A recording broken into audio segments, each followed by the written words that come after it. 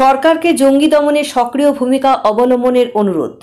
কাশ্মীরে জঙ্গিদের হাতে নিহতদের প্রতি সমবেদনা জানানোর সঙ্গে সঙ্গে সরকারকে জঙ্গি দমনে সক্রিয় ভূমিকা অবলম্বন করার অনুরোধ জানালেন ভারতীয় জাতীয় ফুটবল সদস্য ও মোহনবাগান দলের দলনেতা শুভাশিস বোস।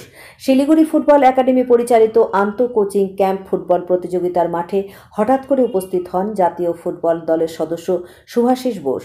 সেখানেই সাংবাদিকদের মুখোমুখি হয়ে তিনি আরও বলেন, আগামী প্রজন্মের ফুটবলার তৈরি করতে এ ধরনের প্রতিযোগিতা খুব জরুরি। এরই পাশাপাশি মোহনবাগান ক্লাবের রিজার্ভ বেঞ্চে বসে থাকা খেলোয়াড়দের সুযোগ করে দেবার কথাও তিনি মেলে ধরেন। এদিন তিনি শিলিগুড়িতে খুদে খেলোয়াড়দের উৎসাহিত করতেই মাঠে হাজির হন। সেই সময় তার সামনে উপস্থিত ছিলেন শিলিগুড়ি মহকুমা ক্রীড়া পর্ষদের সচিব কুন্তল গোস্বামী, জেলা বিদ্যালয় ক্রীড়া পর্ষদের সভাপতি মদন ভট্টাচার্য সহ পেয়ারা সিং, শুভাশিস ঘোষ, শুভ্র দে, প্রবীর মণ্ডল সকলে মাঠে উপস্থিত থেকে শুভাশিস বোসকে সম্মান জানান। তারা সারা বছর কাজ করে যাচ্ছেন স্পোর্টসের জন্য, তো তাদেরকেও অসংখ্য ধন্যবাদ আমার তরফ থেকে যে ইয়ং ট্যালেন্ট প্লেয়ারদেরকে সাপোর্ট করার জন্য। জয় মোহনবাগান।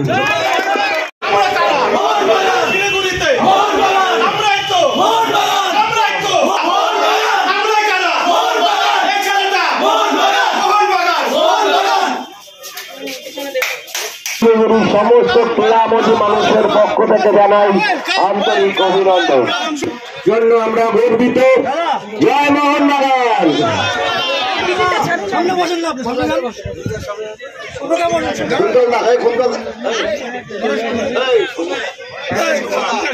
লিগ শিল্ড এবং কাপ জয় করেছেন সেই দলের অধিনায়ক, বাংলার গর্ব।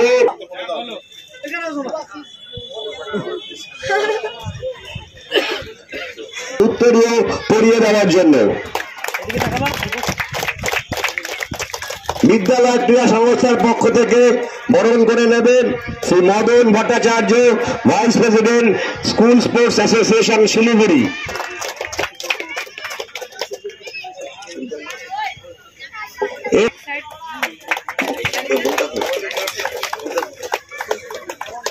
তুলে দিচ্ছেন আজকের এই অনুষ্ঠানে।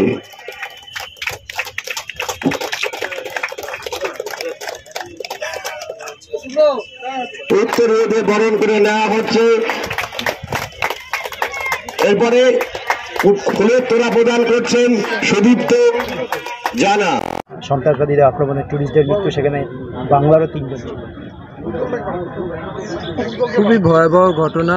আর আমাদের দেশে আমরা চাইবো যে সকল নাগরিক সেফ থাকুক এবং গভর্নমেন্ট এটা সেফ রাখার জন্য আরও বেশি প্রিকশন নেবে।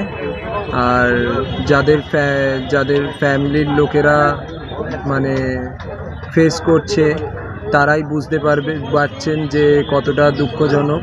তারা তাদের ফ্যামিলির ক্লোজ ওয়ানকে হারিয়েছেন, তো খুবই দুঃখজনক ঘটনা। তো আমি চাইবো যে তাদের ফ্যামিলির পাশে সবাই দাঁড়াক এবং আগে গিয়ে যাতে আমাদের দেশে সবাই সেফলি থাকতে পারে বিনা ভয়ে। তো সেটাই চাইবো আমি, যে বিনা ভয়ে থাকতে পারে, তার জন্য গভর্নমেন্ট পুরো মানে প্রিকশন নেবে, এটাই আমার আস্থা আছে গভর্নমেন্টের। ক্যাপ্টেন ছাড়া মোহনবাগান সুপার কাপ খেলতে যাচ্ছে, সেখানে পুরো জুনিয়র টিম, সেই টিমের উদ্দেশ্যে কিছু সুপার কাপ না, ক্যাপ্টেন ছাড়ার জন্য না। যখন আমি সারা বছর অনেক ম্যাচ খেলেছি, তো আমার পজিশানে যে প্লেয়ারগুলো ছিল তাদেরও ম্যাচের দরকার আছে। পুরো টিমেতেই আমাদের টিম 25 জনের টিম, তার সাথে রিজার্ভ টিমেরও প্লেয়ার আছে। তারা যদি ম্যাচ না পায় তো ডেভেলপ করবে না, তো সেই ডেভেলপমেন্টের জন্য তাদের ম্যাচের দরকার। তো ম্যানেজমেন্ট এবং আমাদের বেস্ট ডিসিশন এটাই ছিল যে আমরা নেক্সট জেনারেশনকেও চান্স দেওয়া হোক এবং তারা যাতে গেম টাইম পায়, তারা যাতে তৈরি হয়। আর পুরো টিমের ওপর আমার বিলিভ আছে যে তারা ভালো খেলবে এবং বেস্ট রেজাল্ট করবে। তো আর তার থেকে আরও অনেক প্লেয়ার উঠে আসবে যারা আগে গিয়ে আরও নেক্সট ইয়ার আমাদের টিমকে আরও স্ট্রং হতে সাহায্য করবে। 10 জন তো আবার খেলা আছে ইন্ডিয়া হংকং, সেটার প্রস্তুতি কবে থেকে শুরু হচ্ছে, কবে? আমি জানি না, আমাদের ক্যাম্প জবে কোচ ডাকবেন তবেই আমরা যাব। শিলিগুড়ি নিয়ে একটা কথা বলছিলেন যে শিলিগুড়ি ফুটবলের ডেভেলপ হোক, সেটা কীভাবে, মানে এখানে একসময় ডার্বি হতো, এখন সেটাও হচ্ছে না, সেটা কীভাবে চান? শিলিগুড়িতে আমার প্রথম লাইফের ফার্স্ট ডার্বি আমি শিলিগুড়িতে খেলেছি। তো 2017-এ এই মাঠেতেই খেলে গেছি আমার জীবনের প্রথম ডার্বি। তো অলওয়েজ স্পেশাল থাকবে শিলিগুড়ি আমার জন্য, ছিল এবং থাকবে। আর আমি বললাম যে আমার সেকেন্ড হোম শিলিগুড়ি। আর ফুটবল মানে এখানে আরও মানে ডেভেলপ করতে হবে ফুটবলের জন্য, কারণ অনেক ট্যালেন্ট আছে। তো ইউথ প্রোগ্রামে অনেক কাজ করতে হবে আরও, যাতে মানে নর্থ বেঙ্গলের গ্রামে গ্রামে কোচিং ক্যাম্প থাকা দরকার।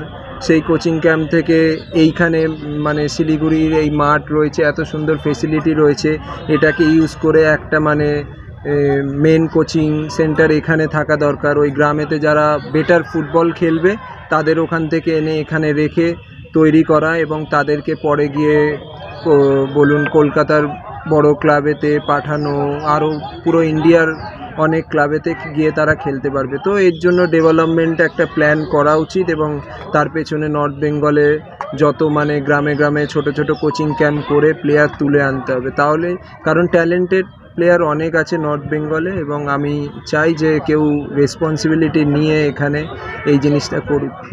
এই বিষয়ে মানে একসময় সুনীল ছেত্রী, বাইচুং ভুটিয়া, তারপর নির্মল ছেত্রী, প্রচুর প্লেয়ার পাহাড় থেকে গেছে, কিন্তু এখন আপনারাই খেলছেন কলকাতায়, আপনারাই দেখবেন হয়তো পাহাড়ের সেরকম প্লেয়ার নাই। সেটা কেন হচ্ছে, কেন? এখানে অপরচুনিটি আমি বললাম না, হয়তো কোনো ভালো ট্যালেন্ট আছে, সে জানে না কি করে তাকে আগে এগোতে হবে, যে রোড ম্যাপ ফুটস্টেপ কি সিঁড়িতে উঠবে, যে সে তার জন্য কোন স্টেপটা বেটার হবে সেটা হয়তো জানে না।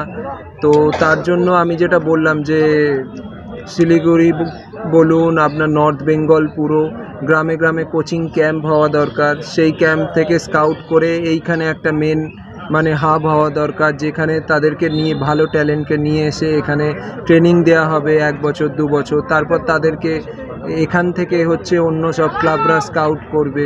তো এরম করে প্রসেসেই প্লেয়ার তৈরি হয়। আমরাও যেমনি একাডেমিতে থেকে বড় হয়েছি, তো একাডেমিতে ভালো কোচিং যখন ভালো ট্রেনিং পাবে তখনই একটা প্লেয়ার গিয়ে ওই লেভেলে ফুটবল খেলতে পারবে। এইবারই কর্পোরেশন একটা একাডেমি তৈরি করেছে, এই প্রথম শিলিগুড়িতে একাডেমি তৈরি হচ্ছে কর্পোরেশনের উদ্যোগে, যেটা চলছে এই টিমটাই কর্পোরেশন, যেটা আপনি বলছিলেন ওই রকম যে সব জায়গা থেকে জোগাড় করে প্লেয়ার এনে প্র্যাকটিস করছে।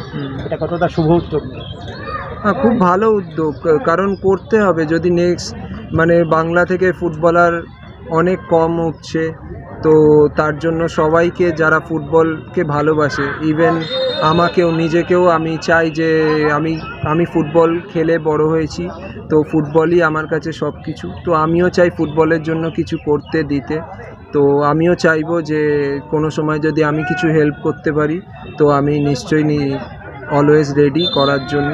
এবং আজকে আমি সেই কারণেই আসা এখানে, যে আমাকে দেখে হয়তো কিছু ইয়ং ফুটবলার মোটিভেট হবে, এবং তারা নিজেকে সেই মানে নেক্সট প্রজন্মে ভালো প্লেয়ার হওয়ার জন্য নিজের মেন্টালিটি রাখবে, এবং আগে গিয়ে প্লেয়ার হতে চাইবে আমায় দেখে ইন্সপায়ার হয়ে।